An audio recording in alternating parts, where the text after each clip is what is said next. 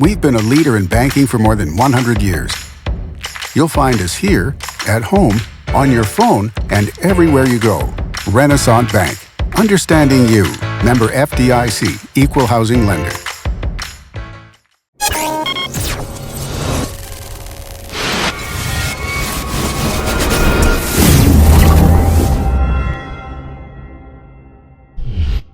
Sponsored by Renaissance Bank. Good morning and welcome to Newsbreak for Monday, March 13th. I'm Derek Russell. First on today's show, let's take a look at the weather underground forecast. The cooler temperatures loom with rain in the forecast for today.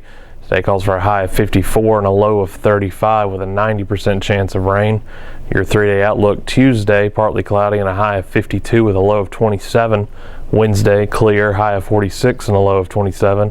And Thursday, mostly cloudy, high of 50 and a low of 39 with a 10% chance of rain. For more weather, visit djournal.com/weather. Our top stories for today: a Mississippi organization is seeking to answer the question of what it would take for the state to go from 50th in the country to first in the Southeast for overall child well-being. That is the focus of Mississippi Kids Count's 2017 fact book that was recently released. The answer is the state still has a lot of hurdles to achieving that goal. The fact book shows there is still a lot of work to be done statewide and in the Northeast Mississippi region, despite positive forward steps in recent years. Mississippi Kids Count is housed at the Social Science Research Center at Mississippi State University.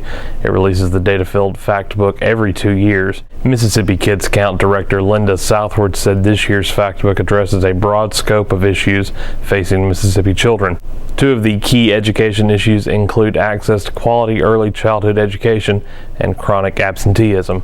It also highlights initiatives like Excel by 5 and the campaign for grade level reading. The list of candidates are set as the municipal election cycle returns this summer for most of Northeast Mississippi. Of the 68 towns and villages in the Daily Journal's 16 county coverage area, the majority of them are gearing up for at least some politicking. 2 cities are on different municipal election cycles. Aberdeen voted for their city leaders last year. Corinth held their elections in October of 2014. Nearly 20 towns will be able to save money and not hold elections this year because they only had one candidate qualify for each position. Meanwhile, the towns of Dumas and Tippah County and Jumpertown and Prentiss County didn't have enough candidates to fill out their Board of Aldermen when the qualification period ended March 3rd. They will have to hold special elections after the current terms end June 30th. If you're looking to know who the candidates are in your community, see a complete list of Northeast Mississippi candidates in Sunday's Daily Journal. A veteran from Shannon is featured in the latest book by former U.S. President George W. Bush. Portraits of Courage, a Commander-in-Chief's tribute to America's warriors, features oil paintings by Bush. It includes Shannon's Michael Stafford. Stafford first met Bush when the former president toured Walter Reed National Military Medical Center in 2005. Stafford was driving a Humvee in Baghdad in 2005 and ran over an improvised explosive device that blew off his left leg below the knee. Stafford later got to know Bush better through his participation in the Warrior Open golf tournament that Bush puts on in Dallas. The tournament is open to injured military members who served in Afghanistan and Iraq. Over the years, Stafford has had several meals and conversations with the former president and first lady. Laura Bush has also developed a friendship with Stafford's 22-year-old son, Brandon. The book was released on February 28th. Stafford's copy includes an inscription signed by the president. And in sports, 4 Northeast Mississippi teams won high school state basketball titles this weekend.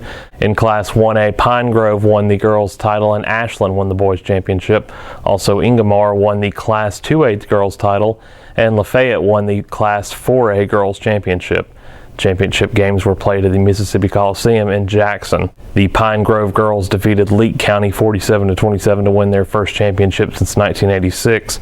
Ashland's boys repeated as champions with an 88-57 win against Shaw. It was also the second straight title for the Ingomar girls, who downed Coahoma County 55-42. Meanwhile, Lafayette's girls defeated Ripley 55-45 in a battle of Northeast Mississippi schools to win the program's first state title since 1982.